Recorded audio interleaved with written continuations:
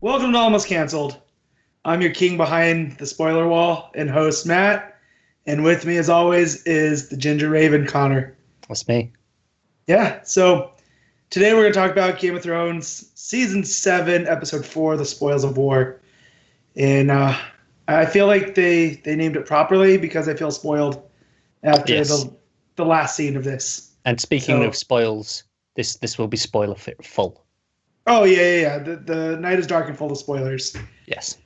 So, yeah. Oh, man. Well, let's build to the dragon fight. So we'll do it properly, like the episode did. Yeah. We'll go in order. Do you know what? I'm going to start. Okay. I'm going to get this out of the way early before it comes. There's no you're on, so Connor should have been happy. I'm happy about that. Don't get me wrong. Yeah. But I didn't manage to watch this live because stuff happened. So I had to watch. So I was, avoiding spoilers. You know how it is. And I kept hearing people go, "Oh, this is like one of the best episodes ever." And so it was getting built up. It was getting built up. It was getting built up. And I was like, most of it, the ending, don't get me wrong, some of the best ever. That chunk of the episode is phenomenal, and the rest of it, the stuff's good. It's perfectly good. It's on par with most of the rest of the season, but I don't think it's one of the best episodes ever. See, I feel because we this is the pivot point because we get 7 episodes this season, so we're getting a lot of cool moments, and that's what I liked. Of course, I didn't have it built up because I did watch it live. Yeah, so you just watched it and was like, "Oh shit, this happens." Yeah, well, because I fell into that trap with the Battle of the Bastards last year, so I didn't watch it because I think I was watching wrestling, and so I saved it. And by the time wrestling was over, everybody was talking about how great it was. And yeah, really good episode. Like, it's fun watch, but it didn't live up to the hype I had built in my brain. It's how I feel about Hard Home, because I gave up during season 5 for a point because I was not enjoying the show. And then everyone kept going to me, "But Hard Home, you've got to watch it because Hard Home." I was like, right, okay. So I went back and watched it, and I was waiting. I was like, Hard Home was a really good episode, but it didn't make me feel better about the previous 8. Yeah, well, that was in season 4? 5. The end? Yeah. 5, okay, yeah. 5 was rough times. Yeah, it wasn't great. No. This is much better. No, don't get me wrong. Yes. I'm not saying that. This is much better. Yeah, and for as great as that last action sequence is, I would put this in my top 10 of episodes just based off of the character stuff that we had seen, because it was full of some, at least for me, good moments. Like, we have the reunion of the Stark kids who haven't been together for 7 seasons now.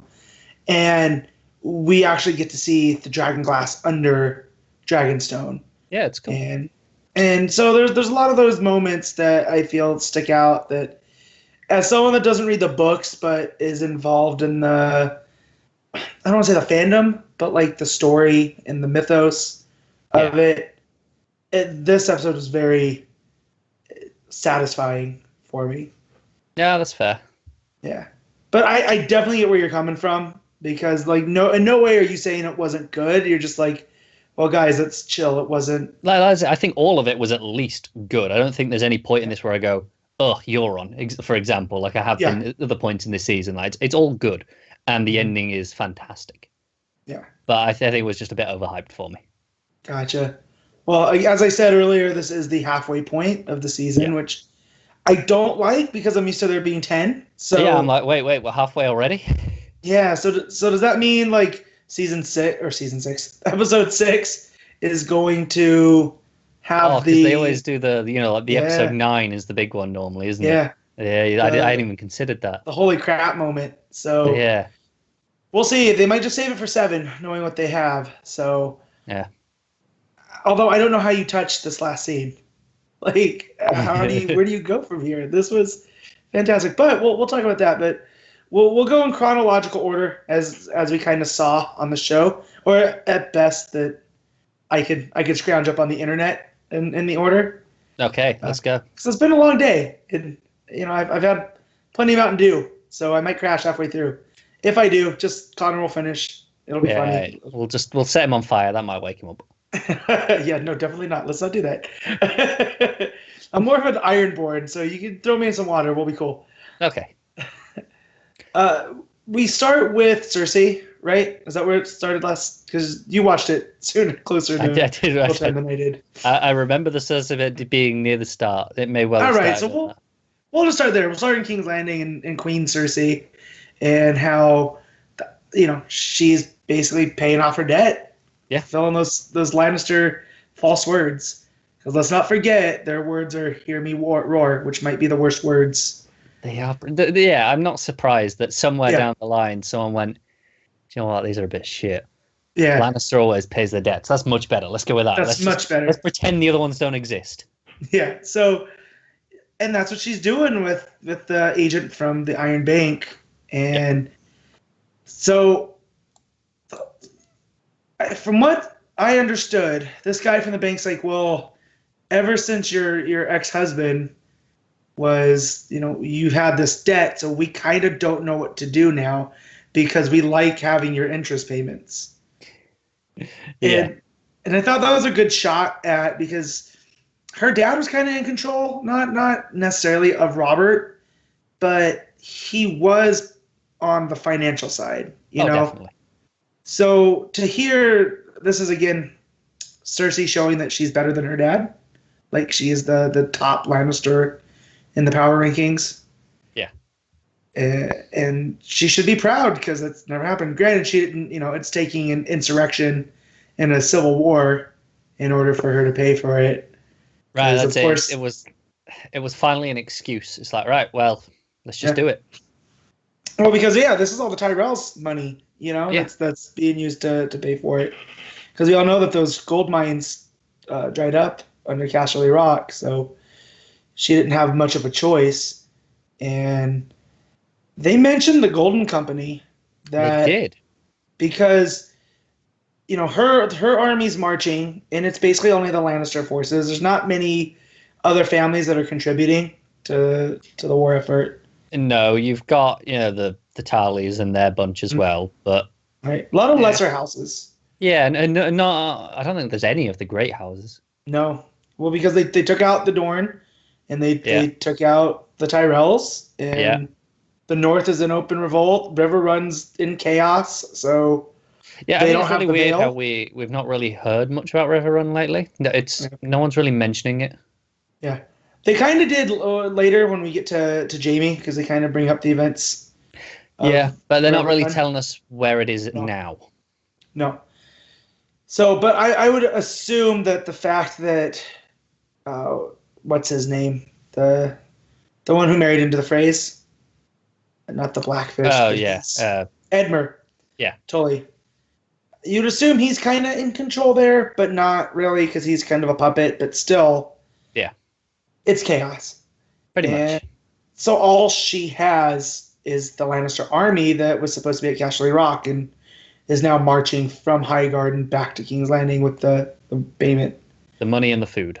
Money and the food, which is what they need. So that raised the question from the agent of the Iron Bank is, well, what are you planning to do? Like, we can give you a loan. Like, where we have a lot of invested in you now. And that she reveals that Kyber and the Mad Maester, which I like that name. I came across that last night. It's good. The Mad Maester. He's contacted the Gold Company, who are like this mercenary group over, I want to say in Bravos, but they might just be all over. Definitely over Essos, for sure. Yeah. And they're notable because, is that where Dario came from, or is he from a different group? He was Second Sons, wasn't he? Okay, he was Second Son. So then this was the group that Jorah was with before, or he thought about going to. Yeah, I know I'd heard the name before. Yeah, the Golden Company's famous for like they have loads of knights, disgraced nobles, that sort of stuff. They're very noble in that sense. They kind of pride themselves on being high ranking to as much as they can.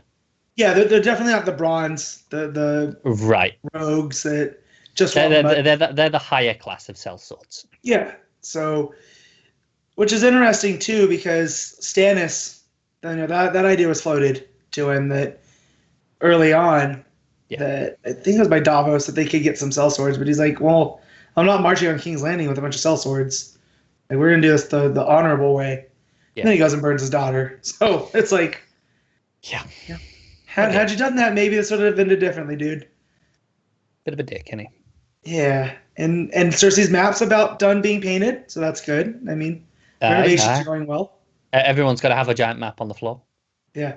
I'm working on one right over here. You guys can't see it though, so but it's also Westeros, but I'm, I have no fancy stuff. Yeah.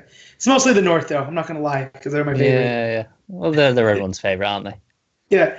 No, not some people. My coworker really, really loves the Targaryens just because they're words of blood and fire, which I guess are two of his favorite things. So they're good words. They're strong words. They are strong words. Well, because they're short and to the point. Yeah. And more on that in the last scene, because this is just gonna be a constant build, guys. And I know this is not like radio where you have to keep teasing it. It's just fun for me. Yeah. You don't get to do it very often. No, it's good. I always wanted to stretch those muscles. And so, speaking of the North, which is the terrible segue, but that's the last thing I said before Fire and Blood. We're up in Winterfell, and we get like one of the happiest moments of the show, I think, to this point. For as great as Arya running into Nymeria is, it's nothing on her coming home. No, definitely not. Yeah. So, and how she gets there by messing. Well, she doesn't mess with the guards. They're just very terrible guards. They are pretty shit. And that's her point to Sansa when she finally does get through, because granted, they're not going to believe her that she's Arya Stark, because why would they? Yeah. Like, she's been gone for years at this point. The last time she was seen, she was heading south with her dad. So. Right. And that's it. She's like, oh, go get Sir Roderick or Maester Lewin. They'll know me. And they're like, yeah. Who the hell are they? Who are they? Yeah, because that's how much it's changed since she's been gone. Like, yeah. It's just been chaos there.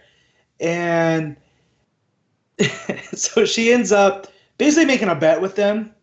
It's like, well, do you want to be the ones that didn't let the little lady her logic is, I'm going to get in either way. Look at me. You can't touch me. I'm quick.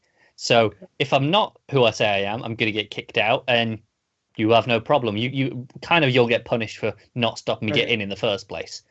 But if you don't let me in, and then it turns out I am who I say I am, and then you're screwed. Because, they're not going to be happy with that. Yeah.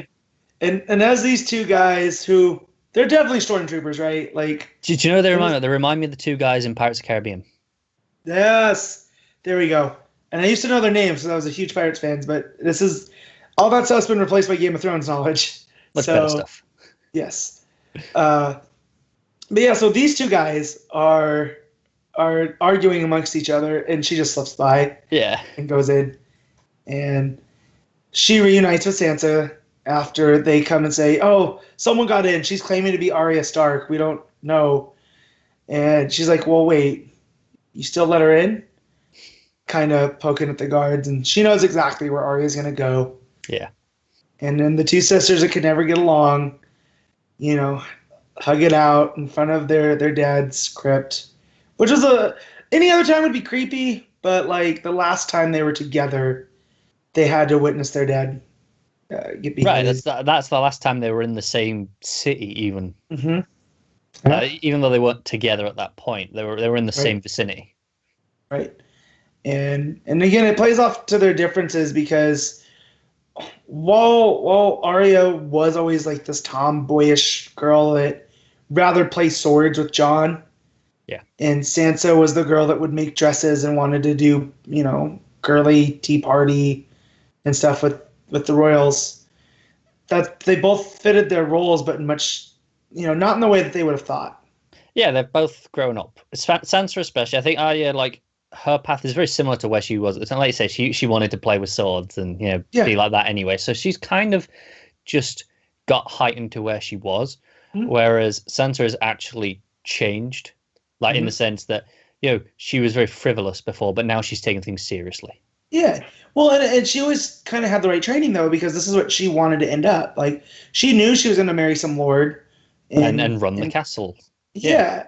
And that's what she's doing. I mean, albeit she's not married to the lord. She was left in charge by Jon. But still, they both fulfilled, I don't want to say their destiny, because it's not really destiny, but their career paths, I guess you can say. Yeah, And they both have been through hell to get there, and it was almost definitely. baptism by fire for both. And we get to see uh, Brienne. Now she's fulfilled her duty, basically her oath to Catelyn. Yeah, and she has a really nice moment with Pod where he's like, "Hey, look, you did it," and she's like, "Yeah, but I didn't do anything." And she's like, she's just like, Yeah. "Just shut up and take the compliment, damn it." Exactly, you know. And I hope she does stay around because I like her almost being the captain of the North. Yeah, she feels like she could be their next master at arms sort of thing. Yeah, and I think we're gonna need it because where we're going with Littlefinger, like I think his fate's almost been sealed. Yeah, I'd kind of like it for to be. I know everyone wants Arya to kill him or Sansa because but I want Brienne to do it as a way of fulfilling her oath of protecting them. Whereas she hasn't actually done a lot of protecting. She's kind of circumstantially ended up at the same place as them all. But it'd be nice to see her have to actually protect them from Littlefinger. Well, yeah, but and Arya plays up to that by she was like, "Oh yeah, you killed the Hound," and she's like, "Well, he was already half in the bag, as it were." He's like, "But you were the one to kill the Hound," and that's a big deal. And so the fact that Arya is looking up to this, it's someone else like her. Yeah, it's another woman with a sword. This respect. And we get a fun sparring scene between them, and we actually get to see how, because we know how badass Brienne is. Like her and Jaime bonded over that. Yeah. But Arya is on a whole level. Like, she's crazy. That was a fun watch. I love that where Brienne finally like kicks her, and there's that moment where she looks like, oh shit, maybe I shouldn't have done that. She is still a lord. Yeah. And then it's just like, nah, fight's on now. Exactly. And I feel that's exactly how Arya wanted her to be treated. Because that look on Arya's face when she gets knocked down is like, oh crap, I'm knocked down. Oh crap, Brienne knocked me down. But she gets right back up and comes right at her. Yeah, and obviously during this scene you got Sansa and Littlefinger watching, which I think is good because Sansa's looking down there going, what the hell has happened to my sister? Yeah. Well, because she's already gone through that with her brother. Like, that dude's tripping the trip fantastic. Yeah, pretty much. And now her sister's like this stone cold, like she's basically a Jedi. Like, I'm not gonna beat around the bush. She's got these sword skills like we haven't seen on the show. Like Syria Florell a little bit, her fencing teacher. Yeah. But other than that, we haven't seen this, and it was like a style makes fight kind of thing too. And Littlefinger definitely looks worried. He looks terrified, and he keeps glancing over at Sansa, being like, "Is she seeing this too?" Like, yep, be worried.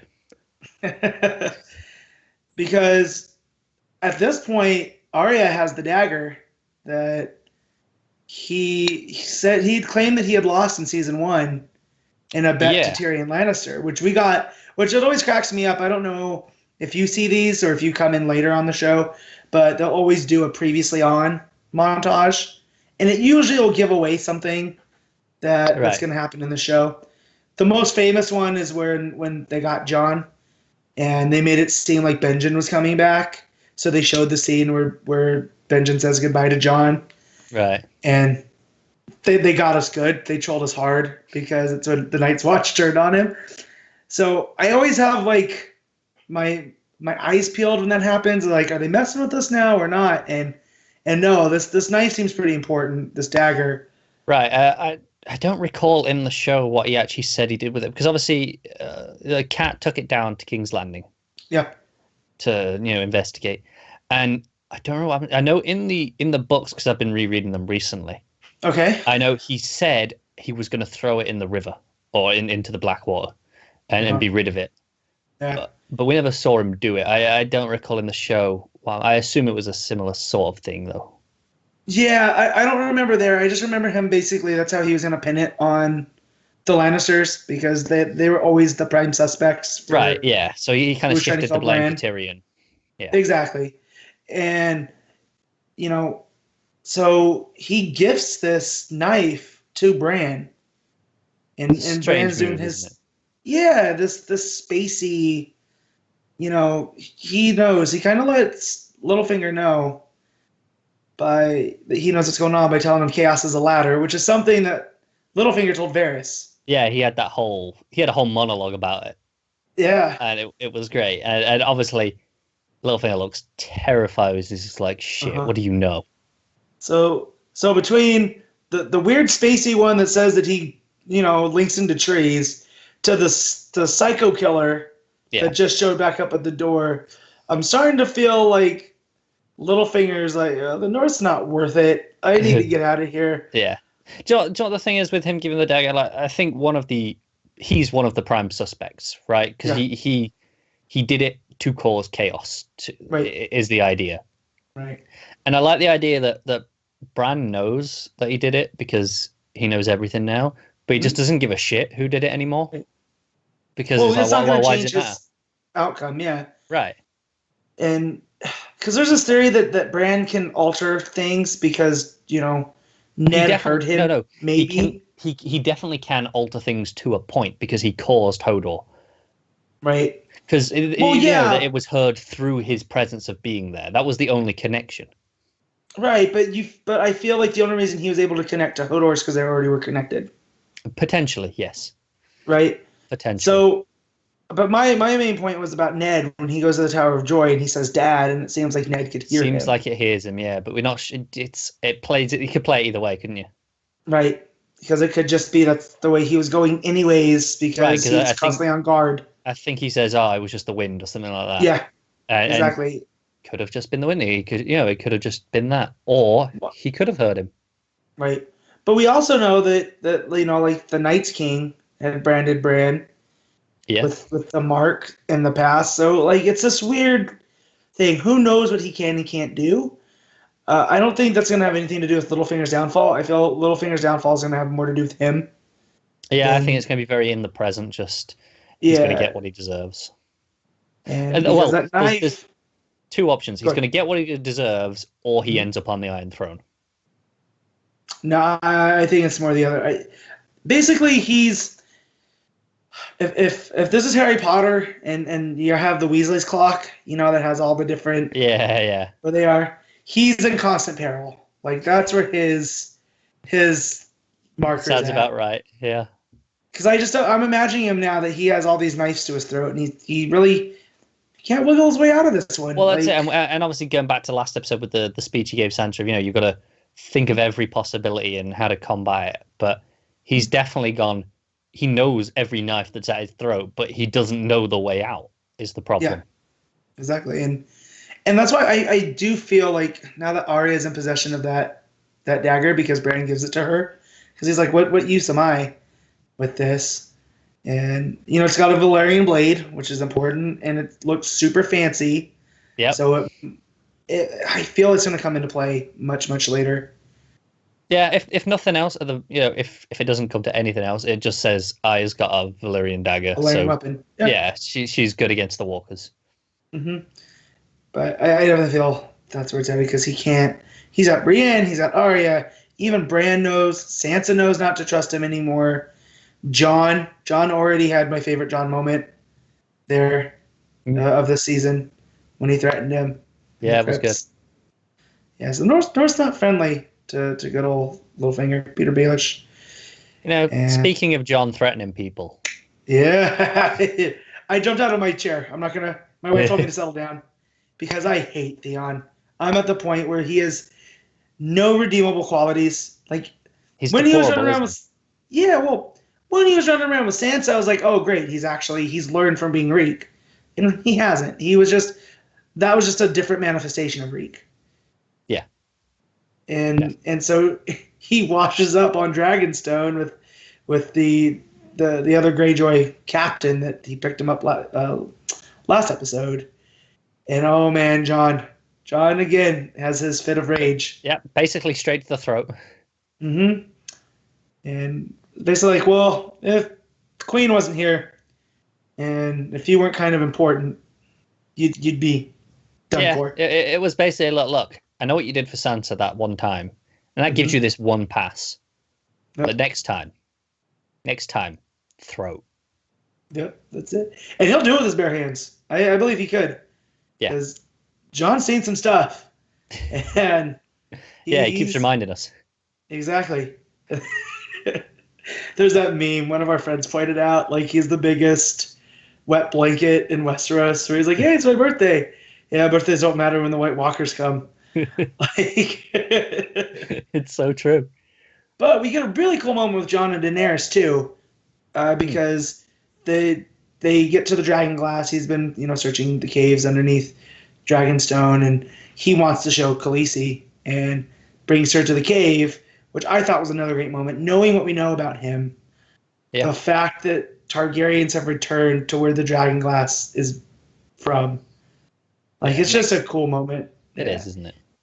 And they see that the children of the forest have been to those caves. So it makes you wonder if all the dragon glass in Westeros comes from.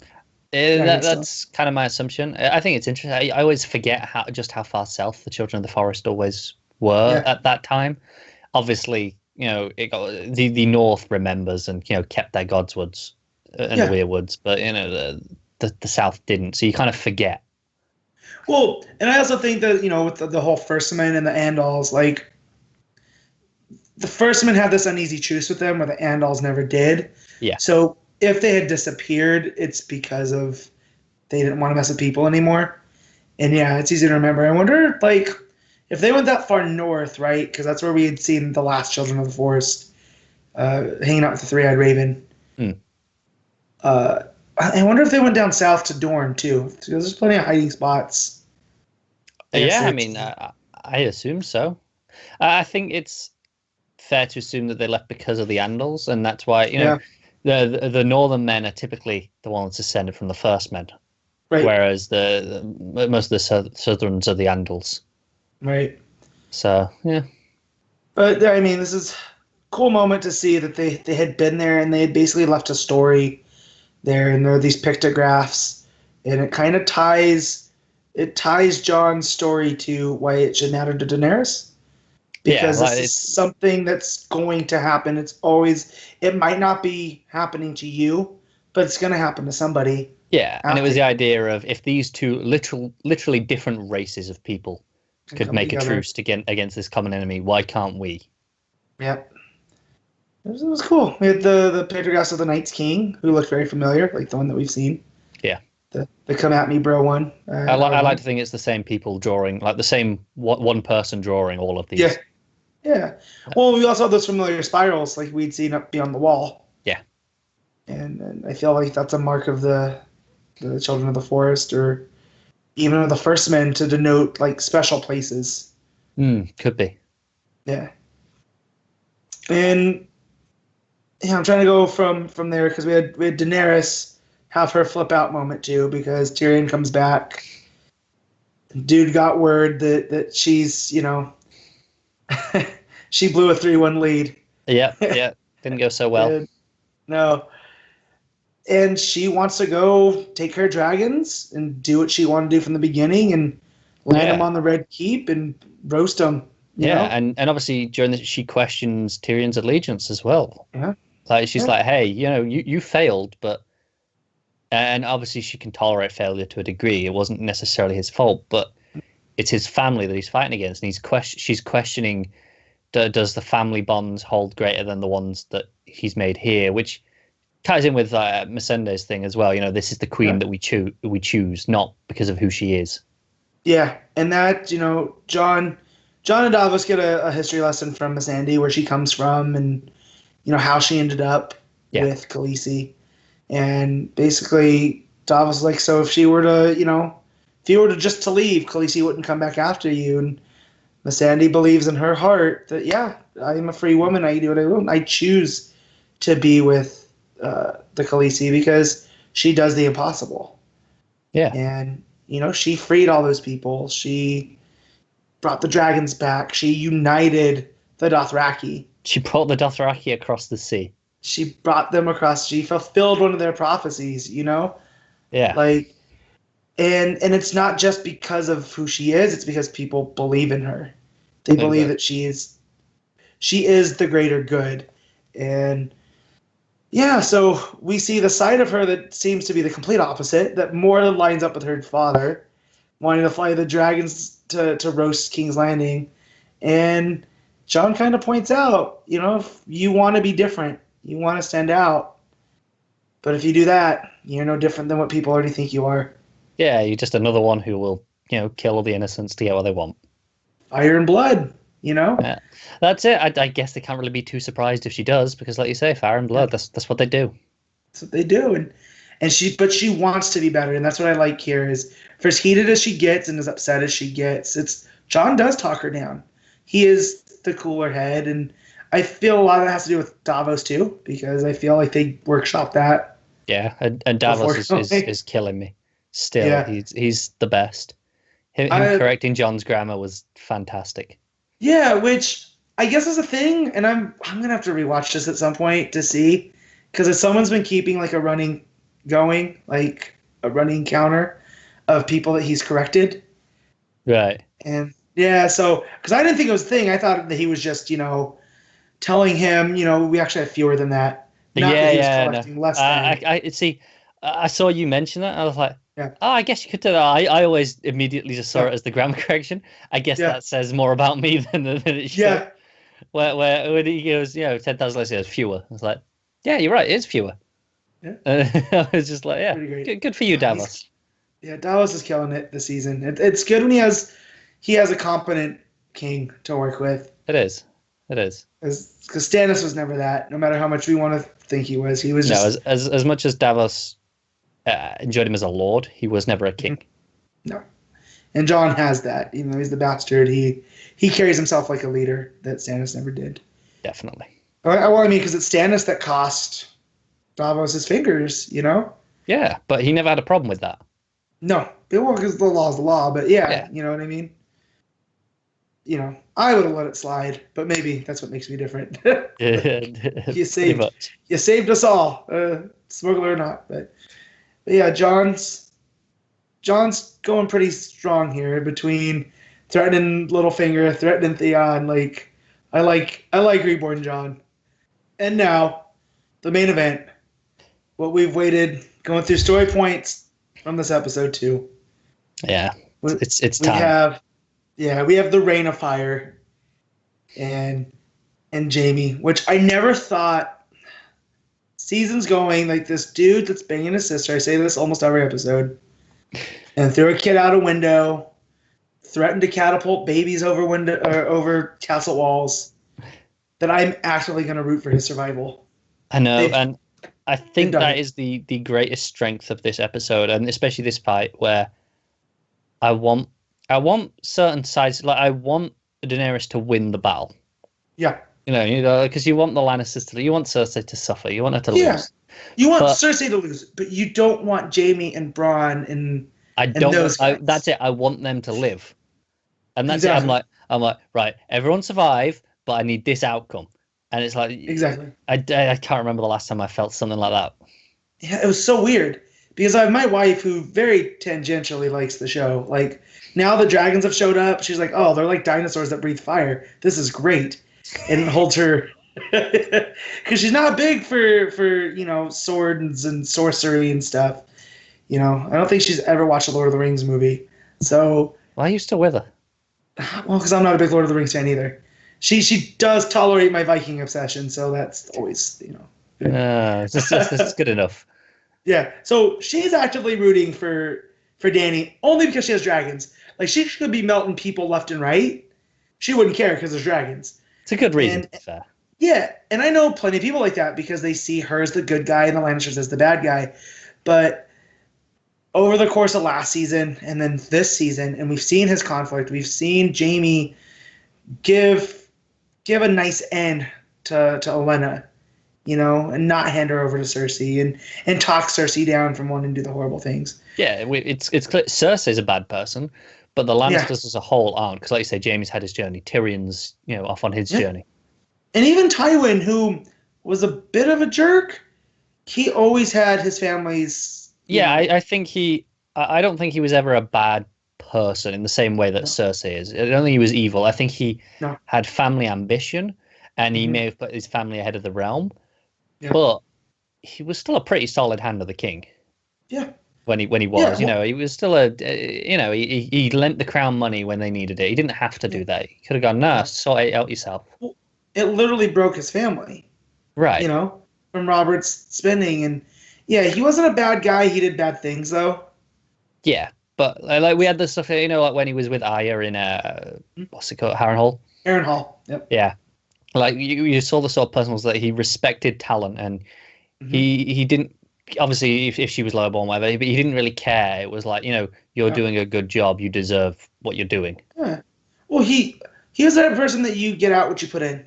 Yeah. If you want to be Tyrion, like we all know that he treated Tyrion terribly because he was the cause of the death of his beloved wife. Yeah. And there's always that theory too that he might be a secret Targaryen, and that's why Tywin was always like, no son of mine. But Tyrion, he was always kind of a layabout up until recently. Like, yeah, he's charming, has charisma, but it's not the type of son that Tywin would have wanted. So you can only even understand his frustration. Yeah, because it was less about him being a dwarf and and ruining killing his wife and all that. It was just the idea that he slept around with whores. He didn't work. Yep. Like when Tyrion was temporary hand and the Battle of the Blackwater, Tywin respected him much more after that, because he was like, no, you put in work, you did a good job. And seeing Tyrion as he is now, as a hand again, I think even though he's working against his family, Tywin would have respected the person that he is more. Yeah, I like the cut of your jib. I'm going to crush you, but I respect that about you. You rose up almost to spite me to take on this job for an invader. Right, exactly.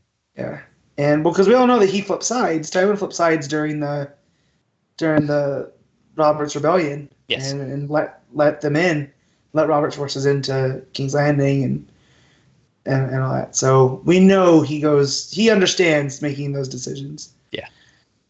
But yeah, so Jaime is almost the son that Tywin always wanted, and that's why it was frustrating that he was made the captain of the Kingsguard, because he could never lead the house properly. And but despite that, his daughters made it there, and Jaime is kind of leading the family, and he leads the army down, takes over Highgarden, and in the transport of all the gold and grain and whatever else that they took from them, he's doing pretty good. Like, they're up. And you even see him show some compassion towards the soldiers, because Tarly's like, oh, they're falling behind. We'd just tell them we're going to whip anybody that falls behind, and that'll motivate them. And it's like, oh, there you are, Tarly again. Yeah, prick. Yeah, and Jim's like, just give them a warning first. We don't need to whip them right now. Exactly. And, and him and Bronn, they're like the odd couple. Because you definitely understood Bronn and Tyrion. Yeah. Because they're cut from the same cloth. But Bronn and Jaime it's always a fun pairing. It is. And he basically pays Bronn off. It's like, here, man, you earned it. Go do what you do. And Bronn's like, well, you still owe me a castle. and as they're talking about this castle, they're getting closer to King's Landing. Start to hear some horses. Well, yeah, just for that, they're talking to Dickon. And Dickon, that's right. I got a good chuckle when Bronn laughed at his name. Yeah. But I think it was another scene that showed Jaime being a reasonable person on the level with Bronn, where, because obviously Bronn, we see him as almost like the common man against the nobility, and like he's like, right, how was it? And it's like, your dad ain't around, you can just talk normally, and he's like, yeah, but I was friends with some of those, and I didn't really want to kill them. And Jaime's like, yeah, neither did I. None of us wanted to kill them, because we're not evil people. Yeah, we're just doing our job, and I always hate that, but he was here as like, look, they were doing their job, we were doing ours, and there was no ill blood against them, but it was just what had to be done. And he knows that, but he didn't necessarily want to kill them. Yeah, and I like that scene. Again with Jaime, he's just he's being the shining knight that he's kind of the archetype of. He's got a dark side, but But yeah, so they look to the horizon and they start to hear horses, and I get excited because I know what's coming. Yep. And I'm like, oh well, she sent the Dothraki. Oh no, they have a big army with like spearmen and shield walls, and Yeah. how are the Dothraki going to Sheer get through that? Like, numbers. yeah, they're just going to overwhelm them. And is Jaime going to be able to take on Dothraki? And they all shore up and they clash, but what's that in the distance? It's a dragon scream. What is it? Yeah. What would you call it? It's not a scream, a yell, a roar, I guess. Yeah. Yeah, I was trying to go more with like a bird. Like the sound of, yeah, screech. There you go, dragon screech.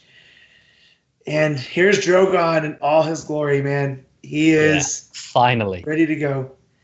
And the last time we'd seen him do anything like this was with Dany and what were they, Marine? Yes.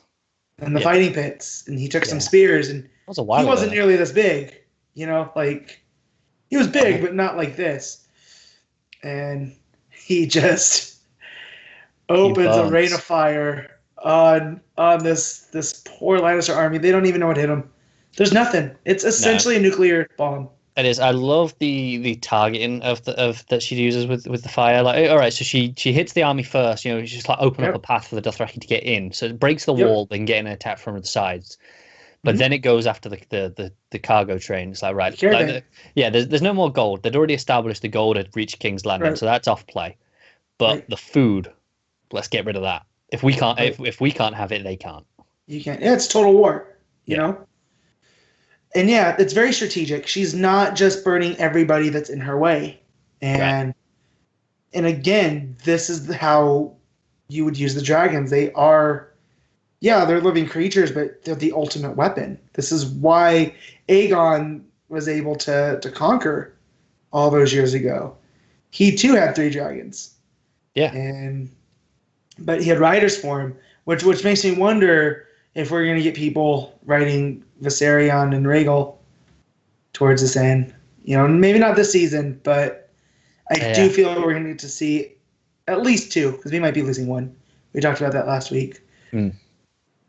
But yeah, and she's just death from above, man. It's like unfair advantage. And it is. Jaime's taken in all this, and Tyrion's there. Tyrion's over the hill watching, and he's worried about his brother. Because at the end of the day, they don't see eye to eye, but he still doesn't want to see anything bad happen to his brother. And so I like that. I like those cutaways to him.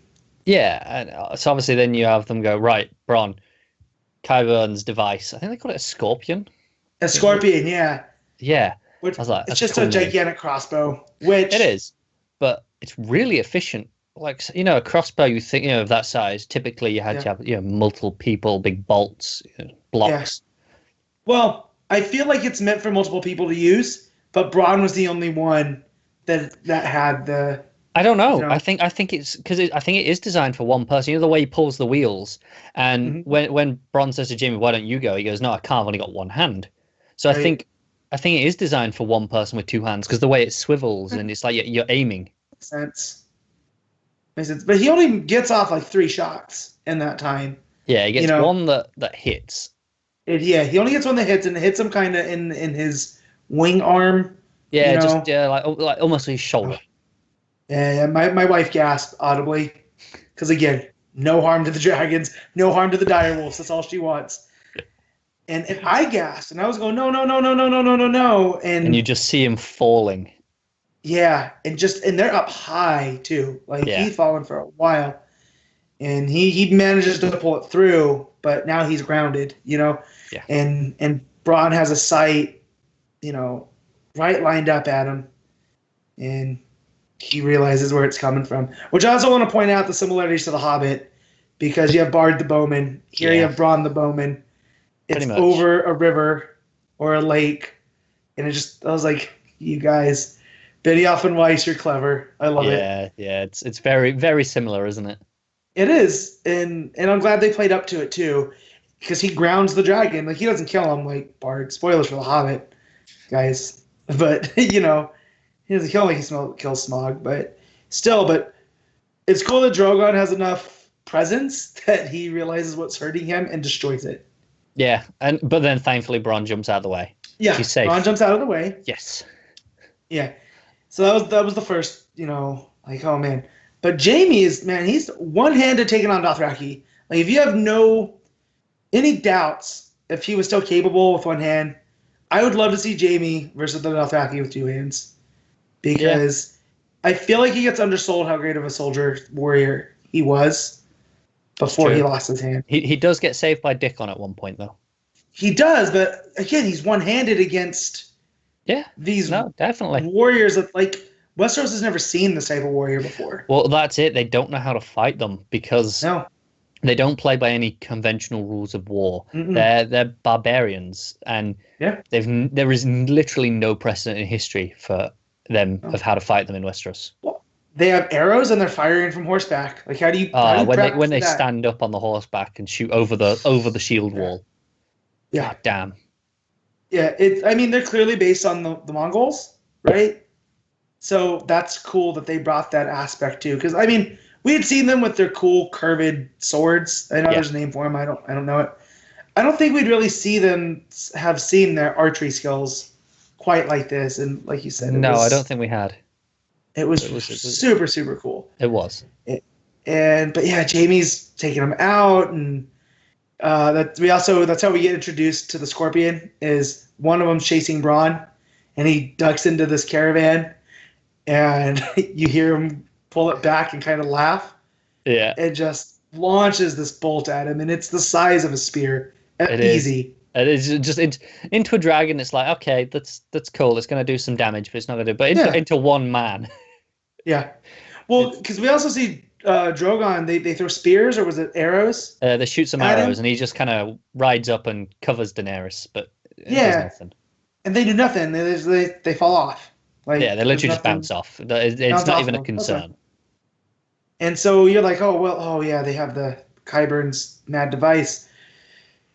And so we're jumping back and forth, but it comes to the end that Jaime, realizing what's happening, he's seeing the fire, and this is why he killed the Mad King, was to prevent something like this. He doesn't want to see.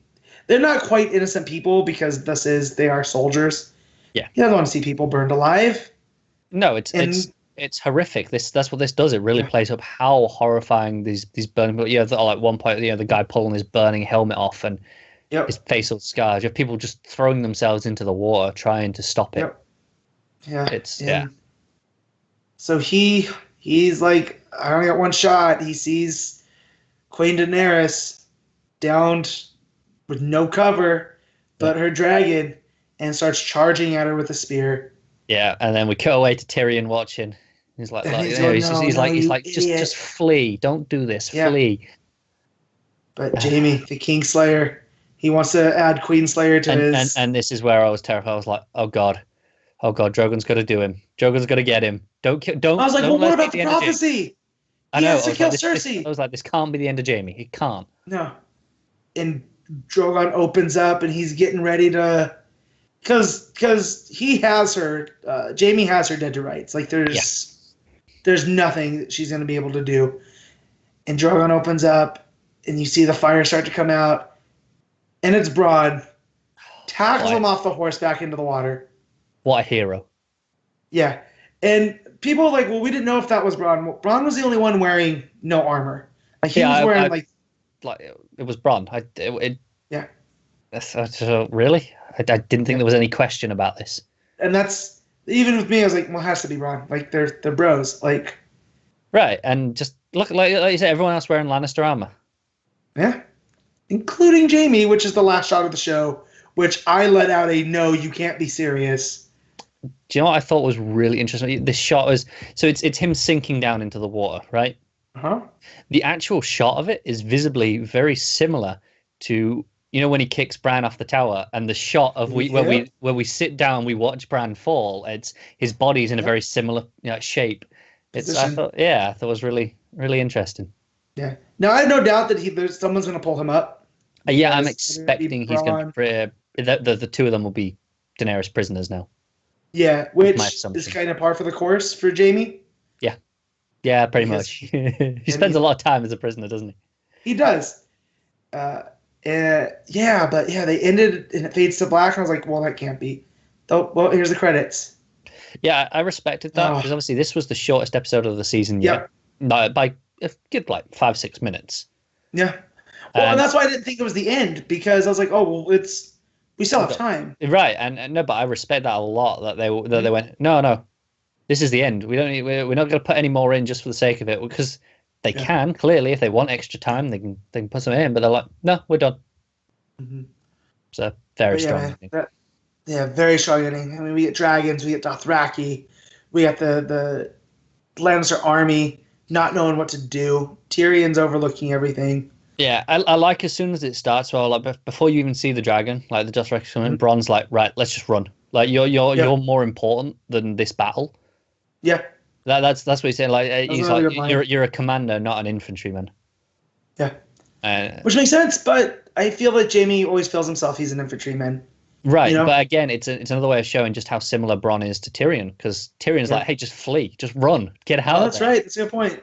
That's a good point. Yeah, you don't Yeah, have to be there. Yeah, that's good, right. man. Oof.